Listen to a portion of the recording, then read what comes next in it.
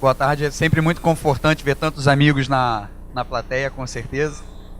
Para os que não me conhecem, então, como apresentou o Bira, eu sou Yuri, eu estou nesse mercado há mais de 10 anos. Hoje estou trabalhando na DNTV, que é um integrador no mercado, um parceiro de instalações, sobretudo, e operação. Então vamos direto ao assunto aqui, falar um pouco sobre os padrões da indústria e por que eles são importantes para a gente, as tendências, para onde que a gente está caminhando com isso daí, ok? Bom, vamos lá. Então, a necessidade de padrões. Então, quando a gente fala dessa nossa indústria, a gente naturalmente está falando de uma diversidade de tecnologias distintas que tem que falar juntas, né? Então, entre elas estão tecnologias de tela, tecnologias de controle de dispositivos. Às vezes você está fazendo uma operação verificando se uma tela está ligada, desligada, integração com celulares, você tem uma infraestrutura de telecomunicações, você tem protocolos de comunicação para falarem, você tem softwares de diversos fornecedores, você tem equipamentos, né, que estão fazendo uma gestão da execução, do playback, do monitoramento da rede. Mais recentemente, as empresas começaram a abrir interfaces para desenvolvimento, APIs, a aplicações de software como serviço. A interatividade, né, que cada vez vem crescendo mais nessas aplicações, vem trazendo aí coisas como RFD, Bluetooth, NFC. Então, toda essa tecnologia, de alguma forma, tem que estar viável para que a gente possa implementar e transformar essa salada em algo compreensível para o usuário final que está querendo comunicar, fazer uma comunicação simples, chegar no seu público segmentado de uma maneira razoável e, de certa forma, transparente a toda essa mistura de tecnologias. Então, naturalmente, os padrões são uma coisa importante.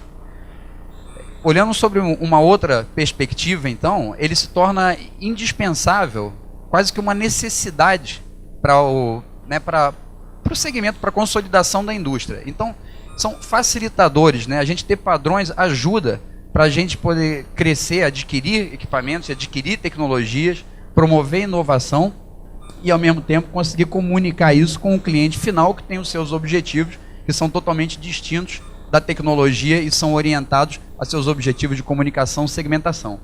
Entre esses objetivos que os clientes finais buscam, são a facilidade para poder contratar, né, e expandir suas redes, seja uma rede publicitária, ele quer fazer uma contratação entre diversas redes, em redes diversas, ou numa contratação como no menu board digital, um cardápio digital, ele quer poder comparar diversos fornecedores, saber exatamente o que é que está sendo falado, para poder, né, crescer, expandir e sentir a confiança de que ele não está fazendo um investimento em alguma coisa que vai ficar perdida na tecnologia, perdida no espaço em pouco tempo.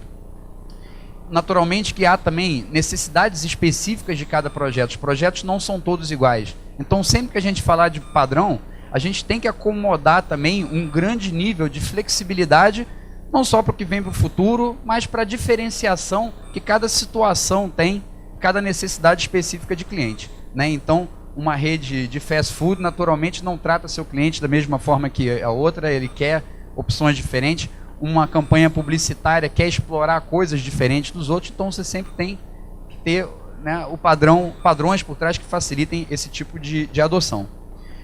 Então, quando a gente começa a falar do objetivo de alguém que quer comunicar, né, e falar com a tecnologia, a gente também começa a pensar em interoperabilidade, não só entre redes distintas. Então, por exemplo, um anunciante quer fazer uma campanha publicitária no cinema, no ônibus, em bares. Então, de alguma forma, ele tem que conseguir que esse conteúdo funcione em todas essas plataformas, mas não só isso, que ele consiga ter algum tipo de interoperabilidade com celulares, com a internet, né? Porque esses meios hoje em dia cada vez estão andando mais juntos. Sobretudo, tudo isso tem que funcionar de alguma forma que tenha uma aceitação da audiência. Então, na nossa busca por tentar chamar a atenção, a gente não tem um certo cuidado para não estar invadindo, vamos dizer, a paz ou a privacidade também de quem está ali. Telas piscando muito, muito brilho, esse tipo de coisa, às vezes são vistos como vamos dizer, o operador de rede, né, o seu objetivo de maximizar os seus lucros, ele colocar na frente, olha, o primeiro objetivo do meu anunciante o segundo é o objetivo do local aonde está a minha tecnologia e, por fim, o da audiência. Então, isso é um erro muito comum. Então, essa é a inversão que tem que tomar conta e que, de alguma forma, os padrões vão acabar vindo para defender esse tipo de coisa. Então, a audiência, ela está recebendo a informação relevante de uma forma que ela aceite, é, sobretudo, uma das coisas mais importantes em que os padrões, de uma forma ou outra, vão acabar influenciando. Bom, então, para abrir um pouco do tema sobre os padrões, para comentar de como, de alguma certa forma, a questão dos padrões está tão pouco avançada nessa indústria, a terminologia mesmo da indústria, que, digamos assim, seria um padrão não técnico, é uma coisa que está em discussão desde 2005. O Popeye, né, o Instituto de Ponto de Venda, né, desde 2005 divulga padrões sobre a terminologia. E até hoje a gente ainda varia de como é que a gente chama a nossa indústria. Sempre que alguém me pergunta onde que eu trabalho, eu sempre tenho que pensar numa história um pouco longa para falar que mercado que eu trabalho. É digital signage, né? O digital signage é um termo que veio da sinalização. A sinalização certamente é uma indústria que está próxima da gente, mas ela não envolve todo o escopo do que a gente faz. A mídia out of home, né, que veio do mercado de outdoor, então hoje a gente fala de digital out of home. Nos Estados Unidos, o digital out of home virou digital place-based. Eles acharam que digital place-based fala de alguma coisa da relevância local, da segmentação. Então esse termo mudou tem 2 anos, então é uma coisa bastante recente. Alguns ainda usam o termo indoor TV, mas indoor TV certamente está excluindo o que é outdoor, então também não fala direito. Então a gente está falando assim de coisas básicas, né? Quando alguém perguntar para você em que mercado você trabalha, o que é que resposta que eu vou falar?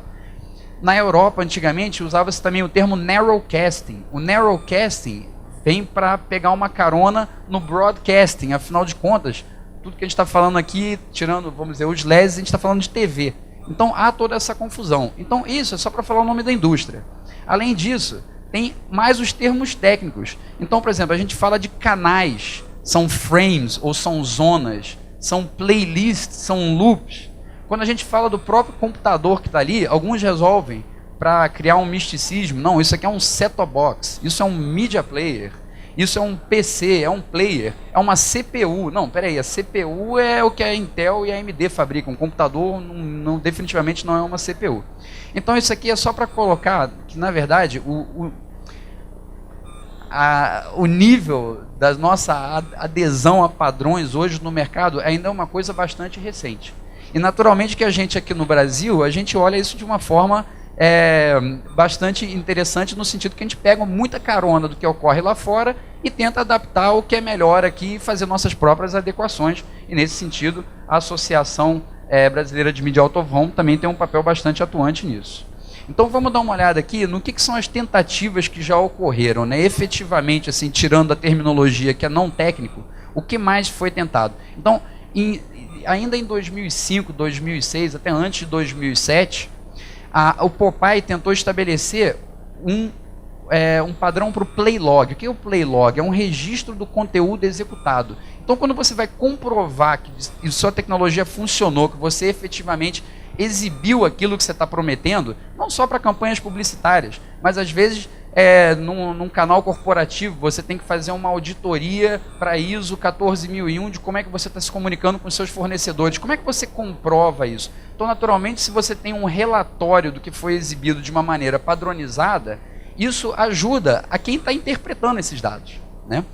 De outra forma também, o conteúdo, né, ser uma coisa mais padronizada. Então, para não estimular o desenvolvimento de conteúdos proprietários, né? Então, eu vou inventar um sistema de digital signage que ele funciona com esse meu padrão de vídeo aqui, que é muito melhor do que a indústria, mas só eu tenho, né? Então, a intenção foi, não, vamos padronizar em coisas normais. É o H264, é o MPEG-2, vamos usar JPEG, agora está falando de HTML5, Flash, esse tipo de coisa, tá?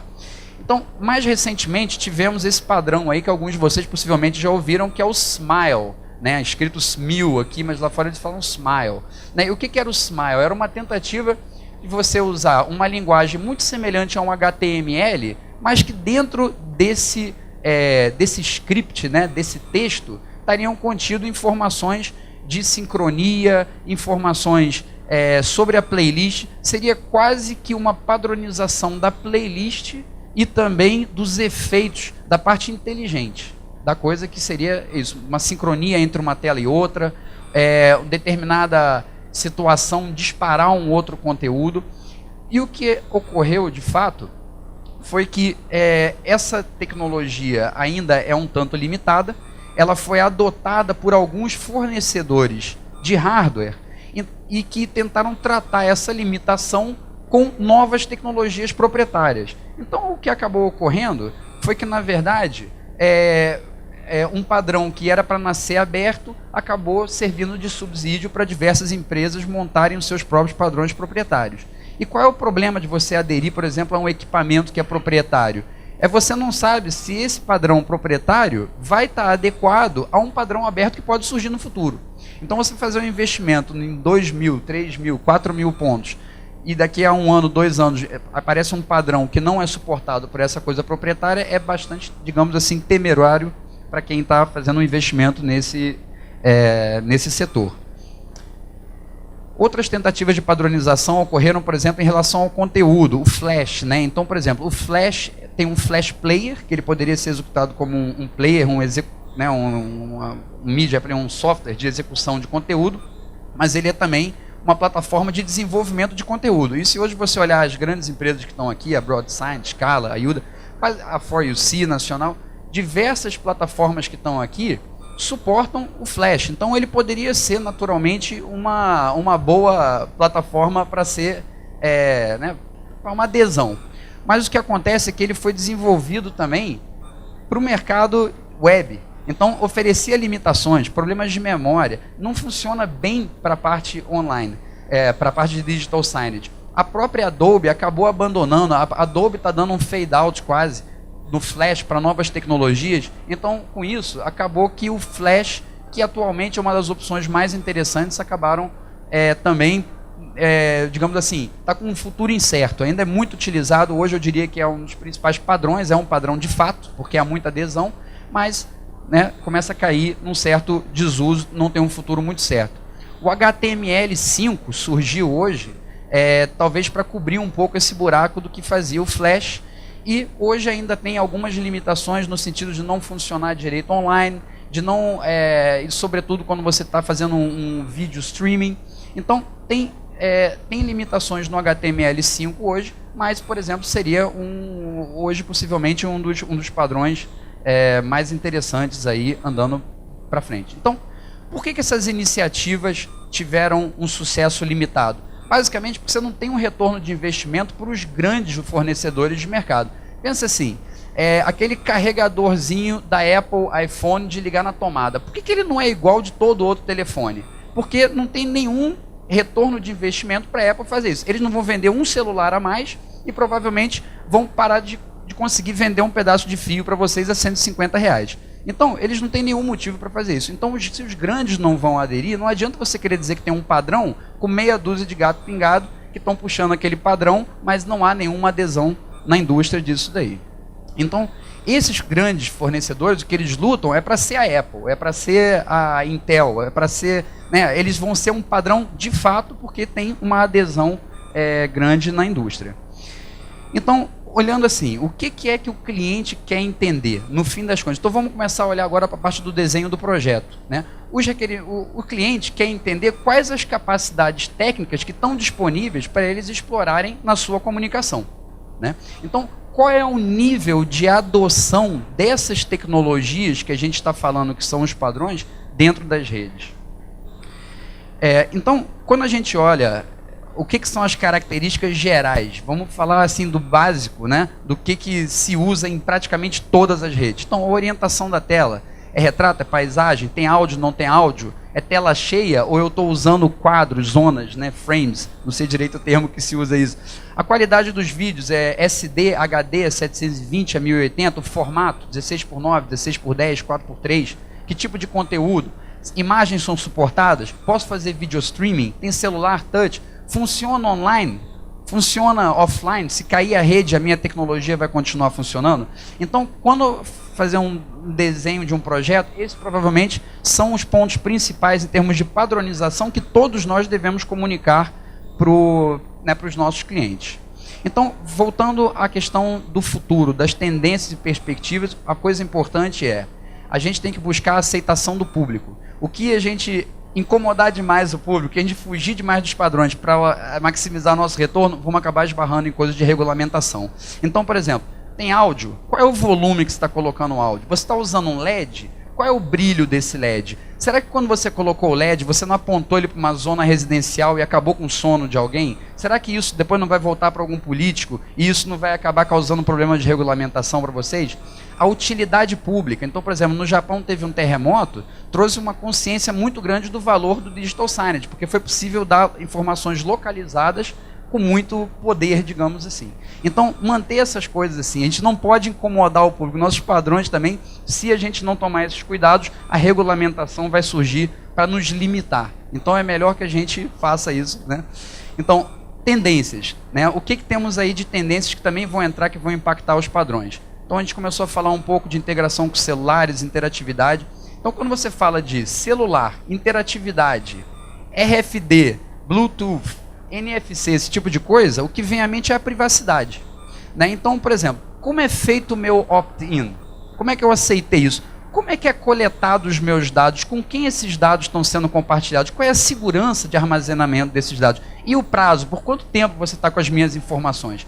Esses mercados, na verdade, esse tipo de questão, a área de mobile e a área de internet tem trabalhado muito nisso. Então, naturalmente, que é muito importante nós nos mantermos nos guias de conduta do Mobile Marketing Association, dos padrões adotados de privacidade na internet, e assim a gente está mais ou menos coberto sem ter que desenvolver alguns padrões, talvez somente nossos.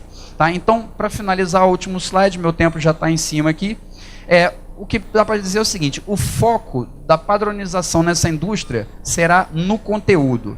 Vão continuar existindo players mais inteligentes, com mais capacidade, com coisas proprietárias que vão possibilitar a interatividade de uma forma melhor do que a dos concorrentes, e vão ter alguns players talvez mais burros, simples, mas que vão conseguir extrair capacidades que atendam uma grande parte do mercado. Então, no final, o objetivo o que é? É que seja possível para fazer execuções de campanhas, divulgação de mídia, eu poder ter conteúdo, desenvolver conteúdos que funcionem em diversas redes e, ao mesmo tempo, no nível local, naquele um player que tiver lá, eu conseguir que ele consiga extrair informações locais para que me dê a segmentação. Então, eu consegui contratar isso independente das redes e também localmente extrair inteligência, segmentação e poder na nossa comunicação, a segmentação, que é o ponto principal. Finalizando, DNTV instala soluções em diferentes mercados, então isso nós vivemos todos os dias, nós temos situações variadas nessa, então a questão dos padrões é uma coisa que nós vivemos diariamente. Agradeço muito. Passo aí então para o nosso amigo Norberto e o Carlos Farinelli. O Norberto vai falar justamente sobre a parte de conteúdo e o Farinelli vai falar exatamente sobre os padrões de hardware, que são possivelmente as duas coisas mais importantes que nos afetam mais aí no nosso dia a dia. Muito obrigado.